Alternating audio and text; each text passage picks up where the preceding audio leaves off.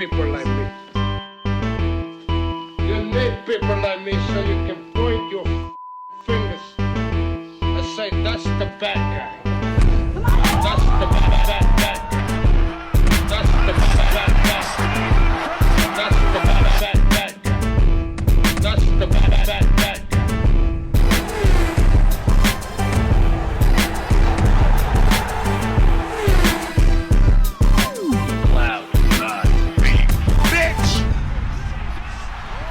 Welcome to the motherfucking relay. We're covering today's top boxing news. Ow! Okay, we'll start with this. Ahead of her unification match this weekend on the undercard of Ramirez versus Conte, Senicia Estrada says, I think Tina is tougher than Yoka. Well, there's evidence to support that. Tina Ruprecht beat Yoka Valle some years ago. Some years later, she's got Senicia Estrada right in front of her. This is the biggest fight of my career, said the fighter from East LA, best known as Superbad. This fight is, of course, going to get me to the undisputed fight, and I don't look over any of my opponents, especially Tina. She's a champion for a reason. She defeated Yoka Valle for a reason, and she's good at what she does, but I know I'm a fighter that can fight so many different ways, and I feel with my style and game plan, it's going to make her feel uncomfortable. She's going to do things she's never done in the ring, and that's where it starts with me, taking her out of her comfort zone. And I think Senicia can. Senicia Estrada and Tina Ruprecht are actually good at a lot of the same things, but the difference between them, I think, is that Senicia is a bit tougher. I think she's tougher, more durable, because Senicia has fought well above minimum weight many times. Fought bigger girls than tiny Tina Ruprecht. She didn't just fight them, she stayed an unbeaten fighter. She stayed in character. I think Tina Ruprecht is tougher than Yoka Valle, said Estrada, as Valle holds the IBF and WBO minimum weight titles and fights this weekend against Annabelle Ortiz. Tina has a difficult style because of her size and the way she moves. People think because I am a taller fighter, it is going to be an easier fight because they're fighting someone who's short.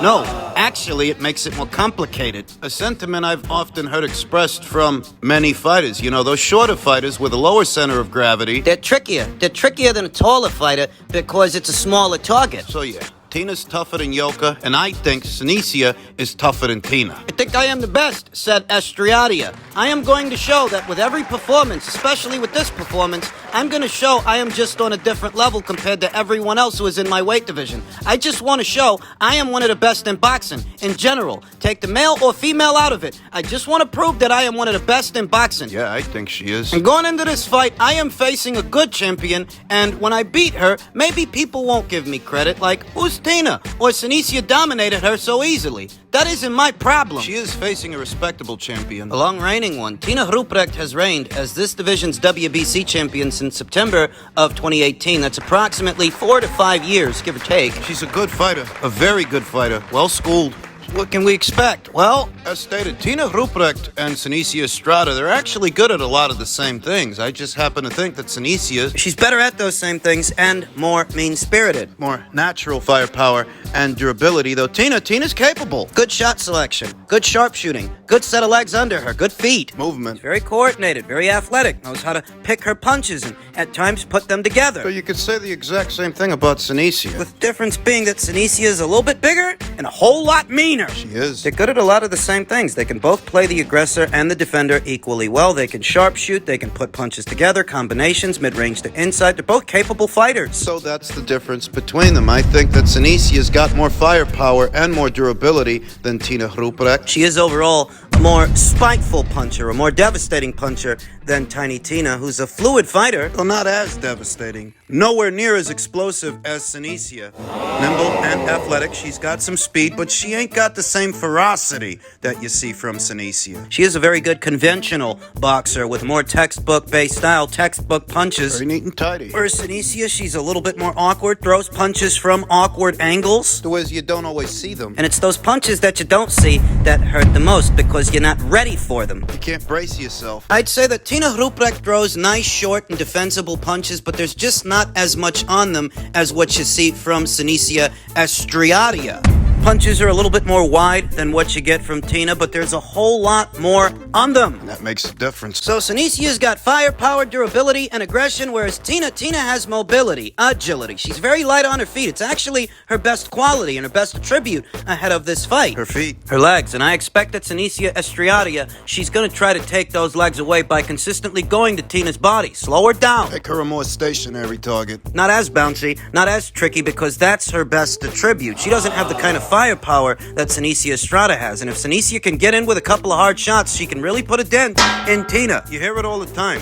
Don't recover from body punches as well as you do head punches. Those body punches, they stay with you. Body punching's got to be a part of the game plan for Sinicia Estrada. And tack on that she is a switch hitter. She can fight orthodox, she can fight southpaw. Transitions seamlessly. Which can create some confusion. If you spent a couple of rounds fighting an orthodox fighter, all of a sudden they switch over to southpaw, that changes the angle of attack. It's like fighting two different fighters. I don't expect that Sinicia's just going to go in there and ragdoll Tina Ruprecht, even though she is bigger and stronger and has more firepower. I don't expect that because Tina is a defensively sound fighter. She'll keep those elbows tucked as best as she can to mitigate the damage, though ultimately, I do think she's going to get outworked. I think the more meaningful and eye-catching punches are going to come from Sinicia Estrada. So I maintain my original position. My original prediction is Sinicia Estrada on points. Well, Tina's a tough cookie. She ain't never been stopped. And even though I do think Sinicia packs enough firepower to stop almost anybody at this weight, The conservative prediction is Sinicia on points. At minimum, I think she can win a points decision. tomorrow night on the undercut of Ramirez versus Comey. Also set to go down tomorrow night, the grudge match between the former champions Caleb Plant and David Benavidez. Jermel Charlo. He's picking Caleb Plant to win, saying that David Benavidez is one-dimensional. Though boxing being the theater of the unexpected, sometimes that one dimension is enough to get the job done. Y'all already know. Look, I'm rocking with Plant. Charlo said in a video posted by Stagefront VIP. Plant's got the boxing skills. Benavidez is just one-dimensional. He's going to come forward and he's going to put a lot of pressure on, but y'all know, hey, styles make fights, and so it's going to be a good one. But y'all know I'm rocking with Plant. Rooting for him. One thing that Jermel Charlo said that's very true is that styles make fights, and David Benavidez, his base style, he's a come-forward, aggressive, volume puncher, pressure fighter, whereas Caleb Plant, at least up until this point, he's been that defensively minded, hit and not get hit, pure boxer. Based on that dynamic, the pressure fighter, at least more often than not, has a stylistic advantage over the pure boxer because he's not giving the pure boxer room and real estate to box. Pure boxer wants to fight at a slow, controlled pace,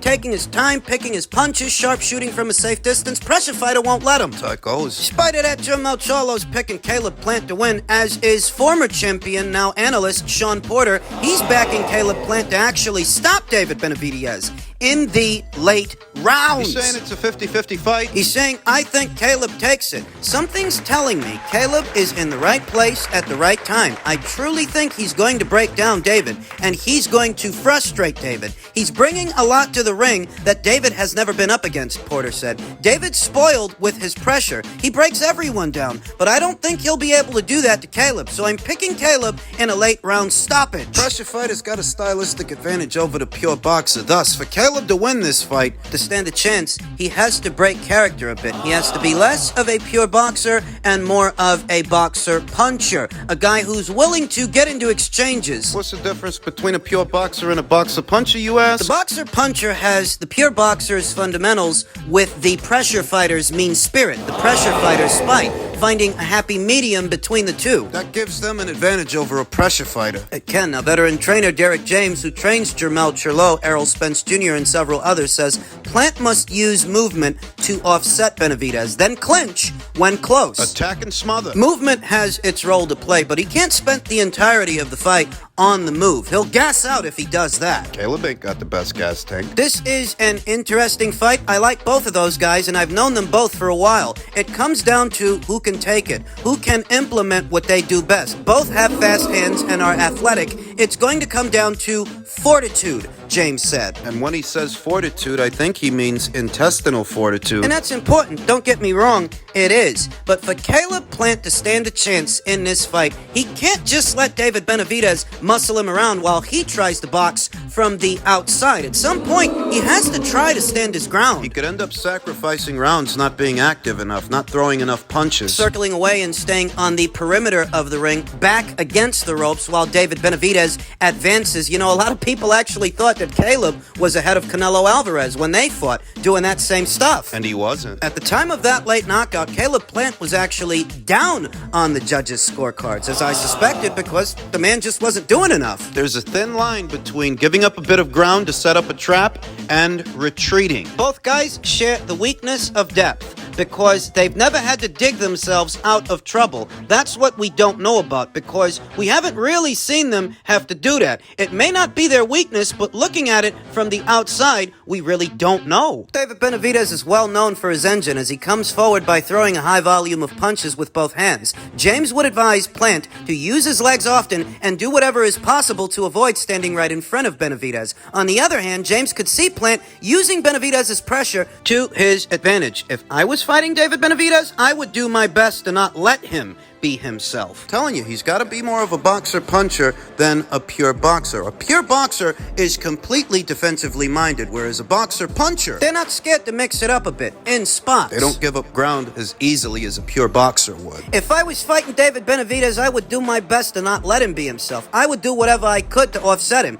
The best way is probably with movement, because whenever he stands in front of you, it's a bad day. You better practice holding and clinching, because if you don't, it's going to be a long night, James said. If I'm training Benavidez, I tell him he has to pressure Caleb, but you have to watch out because Caleb sets traps. You have to back him down at a distance and hope that he'll succumb to the pressure. Caleb is a great counterpuncher and has great defense. You have to stay 2 steps ahead of him. They've both got their strengths, though many people are picking David Benavidez to stop Caleb Plant, mostly because they've already seen Caleb stopped by a naturally smaller man in Canelo Alvarez. They figured David, who's bigger than Canelo, bigger than Caleb, slightly, he should be able to track him down and finish him off. Tim Bradley seems to think so. Thinks David's gonna stop Caleb. He thinks Caleb Plant can be mentally broken. If you put enough pressure on him, he will concede. He'll capitulate. So while Jermel Charlo and Sean Porter seem to think Caleb can pull it off, Tim Bradley says the opposite. Tim Bradley says this guy's got quit in him. Ouch. After watching Caleb Plant against Canelo and seeing how he faded towards the back end of the fight,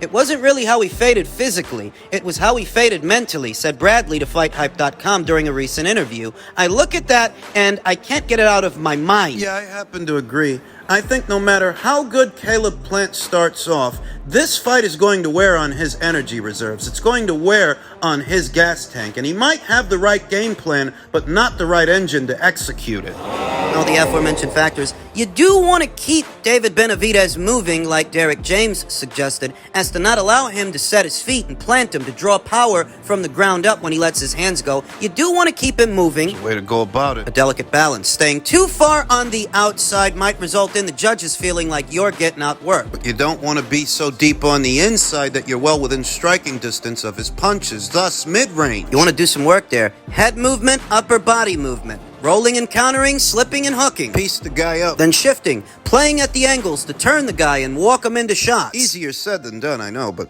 isn't everything? Tim Bradley added, no matter how much skills this guy's got, I feel like if you put enough pressure on Plant, he will eventually concede. He will give in. Caleb Plant's enlisted the aid of Breadman Edwards. He's in his corner. He's helped him prepare for this fight, and he may have actually given Caleb the right strategy. My problem is, I don't think Caleb's durable enough to execute it. Caleb's never had the best gas tank, and I think this fight is going to wear on him. And if he starts off all right, you know what they say. It's not how you start, it's how you finish. Yeah, even if David is one-dimensional, even if there aren't very many subtleties to what he goes out there and does, he has the engine to do it. Whereas with Caleb, I don't trust that he's got the engine to keep this guy off of him all 12. Eventually, I think he's going to get found out. Even if he does implement the right game plan, even if he does turn out to be more boxer puncher than pure boxer and mixes it up with this guy in spots. Even if he does end up fighting the right fight for a couple of rounds, and he might, that kind of fight weighs on your gas tank that much more. And I don't trust his. I am going with David Benavidez to win,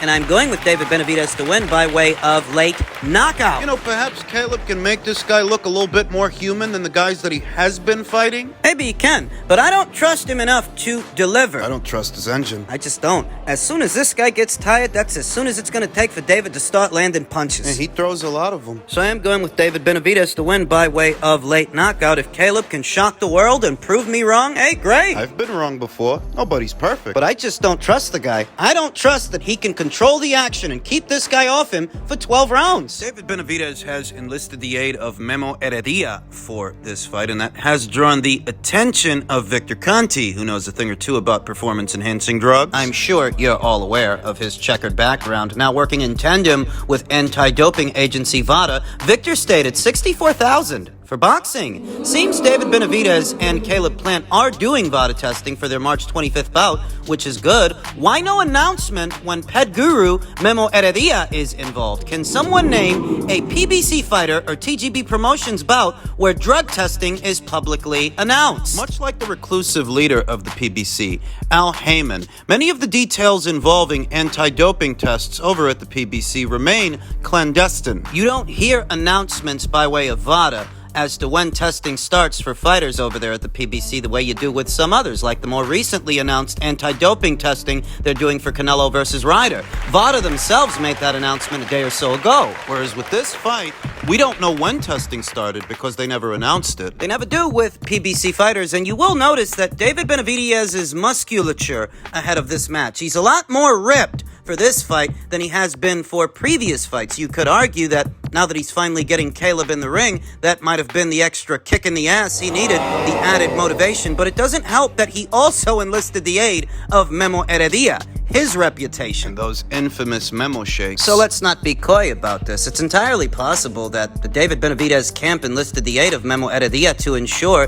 that David not only makes the weight match fit with the assisted aid of banned substances. It's entirely possible in a sport where anyone from Canelo Alvarez to Tyson Fury have tested positive for banned substances in the past. It's entirely possible that other fighters, like David, who's missed weight before and has been campaigning as a super middleweight for a very long time. I mean, there is a noticeable difference in David's physique. You're seeing abs, you're seeing delts and pecs. You don't normally see that on David. You don't. For those who may be suspicious of him, now that he's enlisted the aid of Memo Heredia, if I had to guess, if this guy's on some kind of banned substance, it would have to be a clenbuterol type substance, something that allows you to cut fat but retain muscle without sacrificing performance. Compromise it. A chemical substance that would in effect allow David to burn fat and retain muscle. Wouldn't be surprised if he's got a vasodilator in there too. To supplement the effort, keep this guy's energy reserves on the up and up so he can keep throwing punches late into the fight. So, he